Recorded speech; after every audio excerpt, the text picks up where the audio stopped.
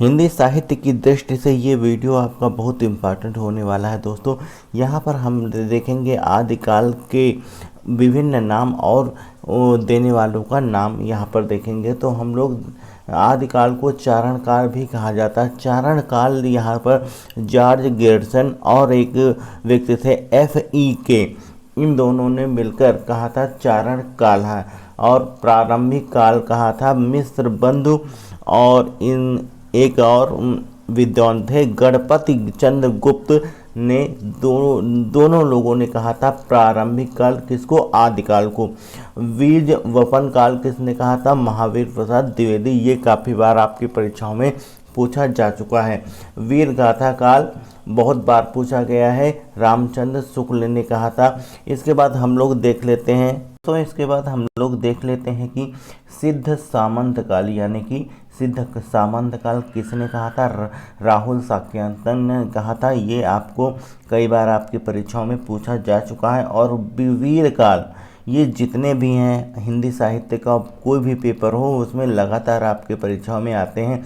विश्वनाथ प्रसाद मिश्र ने कहा था कि आदिकाल को वीर काल कहा था। संधि काल एवं चारण काल दोनों कहा था रामकुमार वर्मा ने।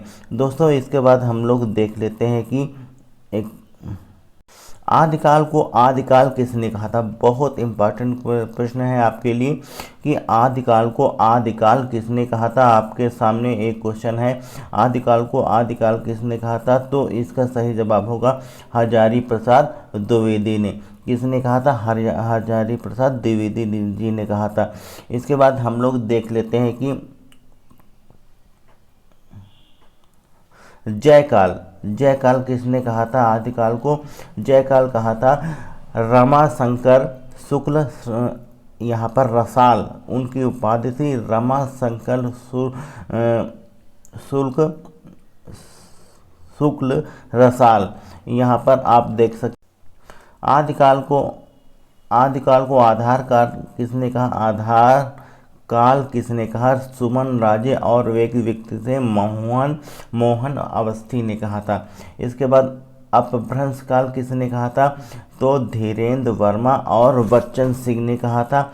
उद्भव काल किसने कहा था, वासुदेव देव सिंह ने कहा था। दोस्तों संक्रमण काल किसने कहा था आदिकाल को, राम खिलावन पांडे ने कहा था आदिकाल को संक्रमण काल। इससे ज़्यादा आपको आदिकाल के विषय में नहीं पूछा जाएगा। ये सभी एक जगह हमने इकट्ठा कर दिए हैं, आप देख सकते हैं। इस वीडियो को अगर 2 बार देख लेंगे तो आपका ये क्वेश्चन आपका तैयार हो जाएगा। दोस्तों वीडियो अच्छा लगा तो लाइक और शेयर जरूर करना। जय हिंद, जय भारत।